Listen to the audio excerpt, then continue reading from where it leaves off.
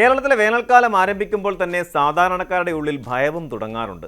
വെയിലേറ്റുള്ള ശാരീരിക ബുദ്ധിമുട്ടുകളേക്കാൾ ഉപരിയായി പുറത്തിറങ്ങിയാൽ പോക്കറ്റ് കാലിയാകുന്ന അവസ്ഥയാണ് ഇന്നുള്ളത്.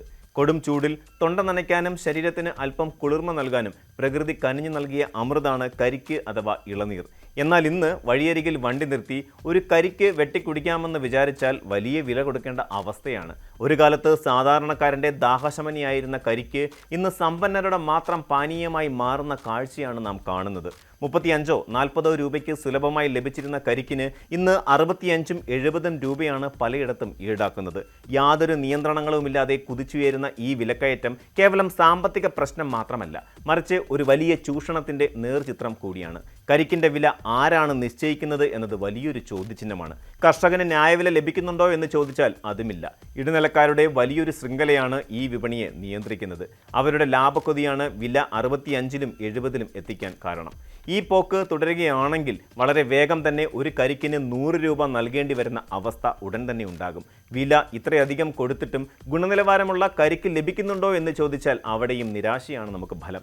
കേരളത്തിലേക്ക് വരുന്ന കരിക്കുകളിൽ ഭൂരിഭാഗവും അന്യസംസ്ഥാനങ്ങളിൽ നിന്നുള്ളതാണ്. അമിത ലാഭം മാത്രം ലക്ഷ്യമിടുന്ന ഇടനിലക്കാർ കരിക്ക് പാകമാകാൻ പോലും കാത്തു നിൽക്കാറില്ല എന്നതാണ് സത്യം. ഉള്ളിൽ വെള്ളം നിറയുമ്പോൾ തന്നെ വിളവെടുക്കുന്ന പ്രവണതയാണ് ഇന്നുള്ളത്. നമ്മൾ വെള്ളയ്ക്ക എന്ന് വിളിക്കുന്ന ഇത്തരം പിഞ്ച് കരിക്കുകൾക്ക് ഇളനീരിൻ്റെ സ്വാഭാവികമായ മധുരമോ അല്ലെങ്കിൽ പോഷക ഗുണങ്ങളോ ഒന്നും ഉണ്ടാകാറില്ല. പണം കൊടുത്ത് വെറും പച്ചവെള്ളം കുടിക്കുന്നതിന് തുല്യമാണ് ഇത്. കർഷകനും ഉപഭോക്താവിനും ഇടയിലുള്ള ഈ ചൂഷണത്തിനെതിരെ പ്രതികരിക്കാൻ വ്യക്തമായ ഒരു സംവിധാനം നിലവിലില്ല എന്നതാണ് ഏറ്റവും വലിയ ദുരന്തം. വിലയെക്കുറിച്ചോ കരിക്കിൻ്റെ ഗുണനിലവാരത്തെക്കുറിച്ചോ കച്ചവടക്കാരോട് ചോദിച്ചാൽ ലഭിക്കുന്ന മറുപടി പലപ്പോഴും വളരെ മോശമായിരിക്കും. ഇതാണ് വില, ആവശ്യമെങ്കിൽ മാത്രം കഴിച്ചാൽ മതി എന്ന ധാർഷ്ട്യം നിറഞ്ഞ സമീപനമാണ് പലരിൽ നിന്നും ഉണ്ടാകുന്നത്. ഒരു കച്ചവടക്കാരന് തൻ്റെ ഉൽപ്പന്നത്തിന് വില നിശ്ചയിക്കാൻ അവകാശമുണ്ട് എന്നത് സത്യമാണ്. എന്നാൽ അത് അടിസ്ഥാനപരമായ വിപണി മര്യാദകളും സാധാരണക്കാരുടെ സാമ്പത്തിക ചുറ്റുപാടുകളും മാനിച്ചുകൊണ്ടാകണം. അല്ലാത്ത പക്ഷം അത് കച്ചവടമല്ല, മറിച്ച് പകൽക്കൊള്ള തന്നെയാണ്. അത്യാവശ്യ ഘട്ടങ്ങളിൽ, പ്രത്യേകിച്ച് യാത്രകൾക്കിടയിലോ രോഗികൾക്ക് നൽകാനോ ഒക്കെ കരിക്ക് വാങ്ങാൻ നിർബന്ധിതരാകുന്ന ഉപഭോക്താക്കളുടെ ഗതികേടിനെയാണ് ഇവർ മുതലെടുക്കുന്നത്. സംഘടിതമായ ഒരു പ്രതിഷേധം ഉപഭോക്താക്കളുടെ ഭാഗത്തു നിന്ന് ഉണ്ടാകാത്ത കാലത്തോളം ഈ ചൂഷണം അങ്ങനെ നിർബാധം തുടർന്നുകൊണ്ടേയിരിക്കും. ഇത്രയധികം അമിതവില ഈടാക്കിയിട്ടും എന്തുകൊണ്ടാണ് അധികാരികൾ ഇടപെടുന്നില്ല എന്നത് സ്വാഭാവികമായ ഒരു സംശയമാണ്. ഫുഡ് ആൻഡ് സേഫ്റ്റി വകുപ്പ്, കോർപ്പറേഷൻ, പഞ്ചായത്ത് അല്ലെങ്കിൽ ലീഗൽ മെട്രോളജി വകുപ്പ് എന്നിവരെയൊക്കെ സമീപിച്ചാൽ അവർക്ക് പലപ്പോഴും കൈമലർത്താൻ മാത്രമേ കഴിയൂ. ഇതിന് കാരണം നിയമങ്ങളിലെ ചില സാങ്കേതികത്വങ്ങളാണ്. ഫുഡ് ആൻഡ് സേഫ്റ്റി വകുപ്പിൻ്റെ പ്രധാന ചുമതല ഭക്ഷണ സാധനങ്ങളുടെ ഗുണനിലവാരവും സുരക്ഷയും ഉറപ്പുവരുത്തുക എന്നതാണ്. വില നിയന്ത്രണം അവരുടെ അധികാര പരിധിയിൽ വരുന്ന കാര്യമല്ല. തദ്ദേശ സ്വയംഭരണ സ്ഥാപനങ്ങൾക്കും ഇത്തരം തുറന്ന വിപണിയിലെ കാർഷിക ഉൽപ്പന്നങ്ങളുടെ വില നിയന്ത്രിക്കാൻ അല്ലെങ്കിൽ നിശ്ചയിക്കാൻ നേരിട്ട് അധികാരമില്ല. ലീഗൽ മെട്രോളജി വകുപ്പാകട്ടെ അളവ് തൂക്കങ്ങൾ കൃത്യമാണോ എന്നും പാക്ക് ചെയ്ത ഉൽപ്പന്നങ്ങളിൽ MRP രേഖപ്പെടുത്തിയിട്ടുണ്ടോ എന്നും പരിശോധിക്കുന്നതിലാണ് ശ്രദ്ധ കേന്ദ്രീകരിക്കുന്നത്. കരിക്ക് പോലെയുള്ള കാർഷിക ഉൽപ്പന്നങ്ങൾക്ക് MRP ഇല്ലാത്തതിനാൽ നിയമത്തിൻ്റെ പഴുതുകളിലൂടെ കച്ചവടക്കാർ എളുപ്പത്തിൽ രക്ഷപ്പെടുന്നു. ഈ അധികാര പരിമിതികളാണ് കച്ചവടക്കാർക്ക് തോന്നിയ വില ഈടാക്കാനുള്ള ധൈര്യവും നൽകുന്നത്. കരിക്കിൻ്റെ കാര്യത്തിൽ മാത്രമല്ല, നമ്മുടെ ദൈനംദിന ജീവിതത്തിൻ്റെ ഭാഗമായ ചായയുടെയും അതുപോലെ ഹോട്ടൽ ഭക്ഷണത്തിൻ്റെയും ഒക്കെ കാര്യത്തിൽ സ്ഥിതി ഇപ്പോൾ വ്യത്യസ്തമല്ല. ഒരു സാധാരണ ചായക്കടയിൽ 10-12 രൂപയ്ക്ക് ലഭിച്ചിരുന്ന ചായയ്ക്ക് ഇന്ന് പലയിടത്തും 15 രൂപയോ അതിൽ കൂടുതലോ ആണ് ഈടാക്കാറുള്ളത്. പാചകവാതക വിലയിലുണ്ടായ വർധനവും പാൽ, തേയില തുടങ്ങിയവയുടെ വിലക്കയറ്റവുമാണ് ഇതിന് കാരണമായി ഹോട്ടൽ ഉടമകൾ ചൂണ്ടിക്കാണുന്നത്.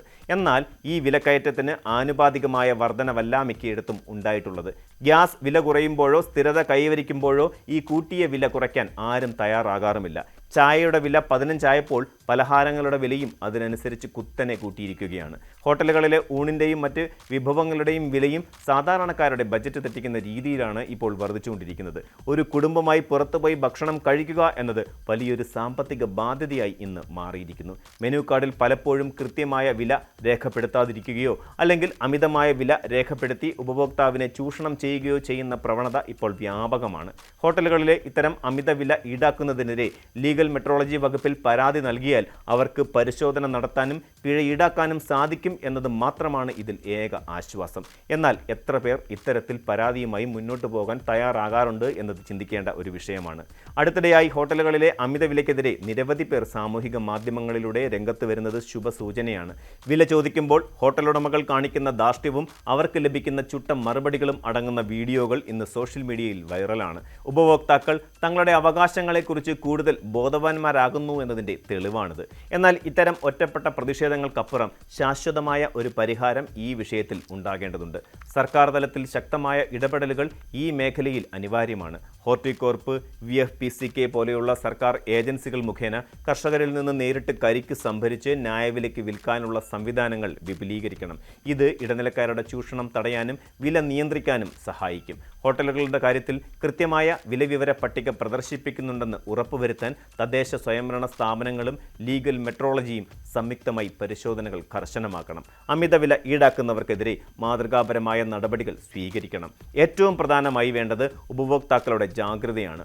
അമിതവില നൽകി സാധനങ്ങൾ വാങ്ങാൻ തയ്യാറാകാതിരിക്കുക, അതുപോലെ വില വിവരങ്ങൾ കൃത്യമായി ചോദിച്ചറിയുക, ചൂഷണം ശ്രദ്ധയിൽപ്പെട്ടാൽ ബന്ധപ്പെട്ട അധികാരികളെ അറിയിക്കുക എന്നീ കാര്യങ്ങളിൽ ഓരോ പൗരനും ശ്രദ്ധിക്കേണ്ടതുണ്ട്. കച്ചവടം എന്നത് ലാഭത്തിന് വേണ്ടി തന്നെയാകണം. എന്നാൽ ആ ലാഭം ഉപഭോക്താവിൻ്റെ കണ്ണീർ വീഴ്ത്തിക്കൊണ്ടാകരുത്. കരിക്ക് പോലെയുള്ള പ്രകൃതിദത്ത പാനീയങ്ങളും സാധാരണ ഭക്ഷണവും കൊള്ളവില കൊടുക്കാതെ എല്ലാവർക്കും പ്രാപ്യമാകുന്ന ഒരു വിപണി സംസ്കാരം തിരികെ കൊണ്ടുവരേണ്ടത് നമ്മുടെ സാമൂഹിക ഉത്തരവാദിത്തം കൂടിയാണ്. നിയമത്തിൻ്റെ പഴുതുകൾ അടച്ചും ഉപഭോക്തൃ ബോധവൽക്കരണം ശക്തമാക്കിയും ഈ അനീതിക്കെതിരെ നാം ഒരുമിച്ച് നിൽക്കേണ്ട സമയം അതിക്രമിച്ചിരിക്കുന്നു. കൂടുതൽ വാർത്തകൾക്ക് news 18 Keralam YouTube channel subscribe ചെയ്യുക.